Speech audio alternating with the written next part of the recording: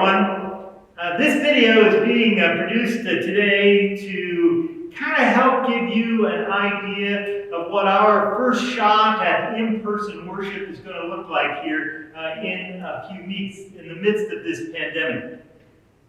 We want just to make sure that everybody realizes that when we come back to worship, that it is not going to be exactly the way it was the last time that you were here in this space. So we want you to be aware of that. So let's talk a little bit about it. First off, the news is not great here in Arizona. The cases of COVID-19 are on the rise in this state. Now that is definitely horrifying, frightening, and angering for some people. I know. On one side of the spectrum, those people believe that we should be taking our time, that we should be more cautious, that we should wait longer and continue to shelter at home. On the other hand, some accept Governor Ducey's and Dr. Chris' explanation that it is not yet time to retreat from the policy of trying to get things opened up, that the economic impact of a shutdown is too high, the unemployment rate is finally beginning to drop. The idea is that COVID-19 is not going to go away, that it's going to be here with us for a while. And we need to find a way to live with it that's survivable. So, what about me? Well, as for me, I don't suppose I'm really fully in either one of those camps. I personally lean a little bit towards that protecting and taking some cautious personal steps, and have done that. But I do not believe that it is my place to make decisions for you about when you are comfortable getting back together for worship. This thing, worship, is important to all of us. And I know some of you are anxious. The survey revealed that at least 2/3 of you want to get back to worship in one form or another. So, your church council has deliberated and had conversation about this. And in the course of that conversation, while the majority of council members are not in favor of beginning in-person worship immediately, they are responding to your direction, which was provided in the surveys which we sent out, that a majority of you do in fact want to have some kind of in-person worship.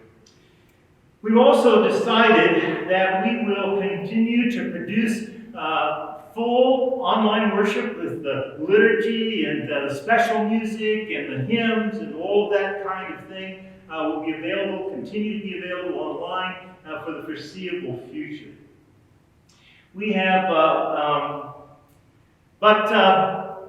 this first in-person worship, the council is going to work really hard to try and make it as safe as we possibly can. We are taking the steps that we feel we must take in order to protect your health and welfare and the safety precautions that have been set forth by the CDC.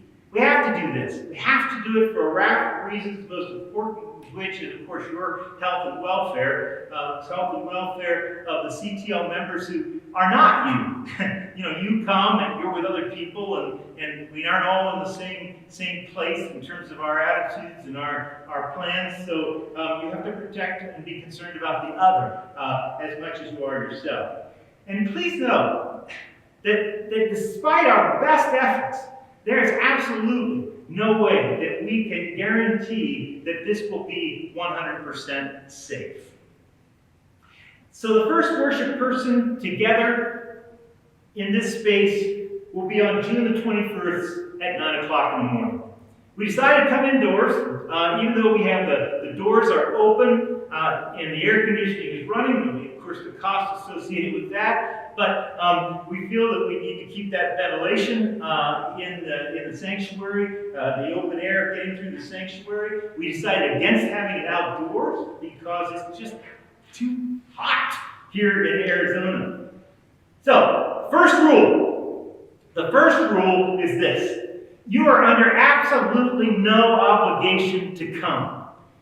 There's no Lutheran guilt here. There is no, well, I guess it's open, so I should go. There is no, I miss it so much, so I'm going to make this the one exception to my routine. If you feel that you are at risk for any of the reasons that you have heard 100 times, or are in one of the risk categories that we've all learned about, the best advice I can offer for you is to don't come. However, the truth is that this congregation, we are nearly all in one of those high-risk categories. I am. Joy is. But as your pastor, I am preparing myself, and I am taking the caution, not only when I'm here, but when I am in other places, so that I can lead this in-person worship. If you're still sheltering in place, and you're taking minimal risks, don't come. If you're not sure whether you should come, don't come. And most especially, if you have been exposed in any way, or if you are symptomatic, don't come. Gathering to worship together in a room with a group of people for 45 minutes is one of the riskiest things that we can do in this environment of COVID-19. So, here's what it's going to look like. Everyone must wear a mask. We got to wear a mask for the entire time that we're here. We have to keep it over our faces. You can't lift it up so that you can have a conversation with somebody. I had a guy come to my house to give me an estimate on painting my pool deck. He's wearing a mask. As soon as he started talking to me, he took the mask off. What's the point of that? All right, so you're going to wear a mask while you are here for the entire time that you are here. And it is tempting to do that little adjustment thing. But you're not going to do that while you're here, okay? We need to keep that mask on our faces. I'll be wearing the mask standing right about here while I'm preaching. And I have the sound system on so that people can hear me clearly even though I have the mask on. You need to bring your own mask. We don't have enough masks to provide masks for everyone. There'll be a few on hand. There'll be a few disposable ones, and more importantly, there'll be a few cloth ones. If you take one of those cloth masks, we expect you to take it home, wash it, and bring it back the next time that you come for one of these worship services. And the second most important thing here is that you need to keep your distance from everybody else in the room. Larissa has panned out and shown you how the chairs are set here in the space so that we have distanced people. They're set up in pairs of chairs. If you come in and you're by yourself, then you sit in one of these pairs. If you come in and you're with a group of more than two people who are family members who you spend personal time with, find a chair that's has nobody sitting here in this pair, so you can pull this chair over here and join with these two over here to make a spot for you to worship, leaving that chair, that space for one person. Like for everybody to bring your own sanitizer.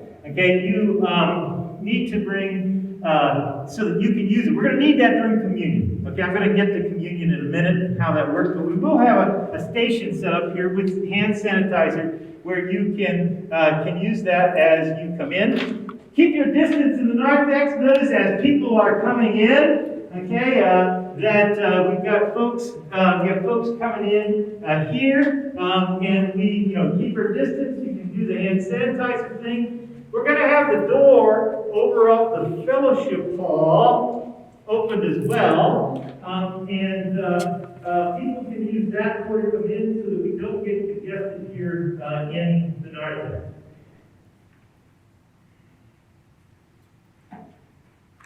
There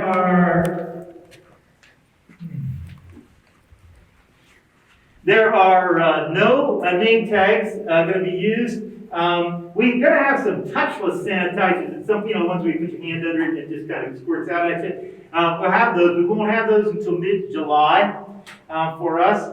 The bulletins when you come in will be on your chairs. You may have noticed them when Larissa was panning around the sanctuary before. You get to pick up one of these nifty communion cups as you come in that will be sitting out here. Only touch one, the one you're taking when you come in. We're going to talk again more about communion in a minute. The bathrooms off the narthex are going to be out of service on Sunday morning. And we're going to ask you to walk across the breezeway to the education building and use the bathrooms over there. Larissa and I will give you some particular instruction about using those bathrooms over there. So as we find our seats,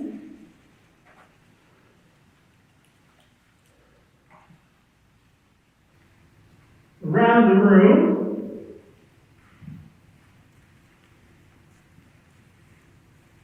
as I said, grab a chair from one of the spots where you can.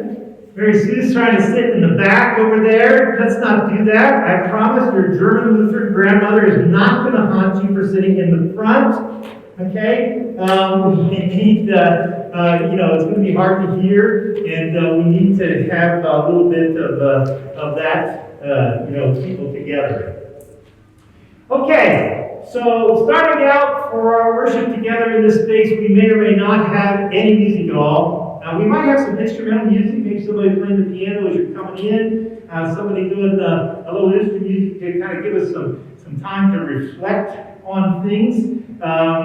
We're going to open the service with prayer. We're going to talk about the lessons for the day. I am from here. Maybe solicit a little input from you. And then we're going to have communion. Now, that's what we do on 9:15 every week.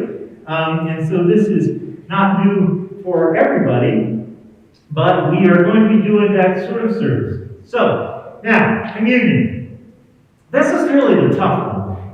Trying to find a way to do communion that is safe. There are so many possible ways for the elements to be contaminated by the other people who are taking communion at the same time that you are. What we've settled in on are these nifty little communion kits, and everybody's got one, see some of those when you came in. And these, I know these have been around for a really long time. Other denominations have been using these for a long time. There are other denominations that take communion essentially the way we're going to take communion for this service. But we've always been a little snobbish as Lutherans about how it is that we take communion and the rituals which we follow. But we're just going to have to learn to adjust. So, I'll go through the usual words of institution. We'll say the Lord's Prayer together. Then I'm going to invite you to take out your individual hand sanitizer that you remembered to bring with you. Mary Sue's got one right here, and you're going to sanitize. Now, the reason for that is somewhere between here and your house, you could have gotten your hands contaminated. Maybe there's even something in here, who knows. But right before communion, the risk, even with these little guys, is that you're going to use your hands to open it up and to eat it, and that's really how contact, the coronavirus is spread by contact. It's not about really so much touching the chair as it is putting it in your mouth, getting it in your nose, those kinds of things, and that's why communion is such a tricky business. So with that, I'm going to peel back this little top that's on the communion. You got to be careful because there is actually two. There's a clear top. Peel that back first, and that gets you to the wafer. And then you peel back the aluminum top, and that gets you to the grape juice. I'm sorry, we're going to have to adjust. Okay? Grape juice is what is available to us on the market, so I will do that whole thing where I say, this is the body of Christ, which is given for you. And together we'll all do that, which, with these masks is going to be tricky business. Again, you're going to have to get underneath it without getting yourself all exposed now to everybody else, all right? And the blood of Christ shed for you. All right, so that's how we do that. And as I say, just the idea, this is because of the contamination of the elements, because the moving of the mask, all those create this, but people have said this is what we want to do together. All right, when you leave the sanctuary, we're going to exit the sanctuary one group at a time. The doors to the garden are open, the doors to the narthex are open, the doors to the fellowship hall are open. Leave in such a way that you stay 6 feet away from everybody who is in the room. We're going to start probably at the back, and they'll leave, and then as we move forward, folks who are in the front will leave too. You might notice that there are offering plates, baskets in the backs. There'll be offering baskets by every door, so that you can drop your offering into the basket as you leave. So that's it, folks. That's the plan for our worship together and our renewed worship. Now, Larissa and I are going to go over to the across the breezeway to the education building, and we're going to talk a little bit about safe bathroom practices. I'm sorry, it's all those things we got to do. Okay, all right. So let's go do that. Okay, here we are in the education building. I'll bet there are a few of you out there who have never been in the education building. But this building has two bathrooms. There's one down in that corner down there, and there's one in this corner here. Now, the reason we want to use these bathrooms is because they are individual use bathrooms. Okay, you can, they are small in space, so we can kind of control the virus, the possible spread of virus in these spaces. We're going to have our cleaning crew, who usually comes on Sunday afternoon once a week, are going to start coming up a second time on Saturday. Make sure everything is as clean as we can get it the day before you show up for worship. So, in the bathroom,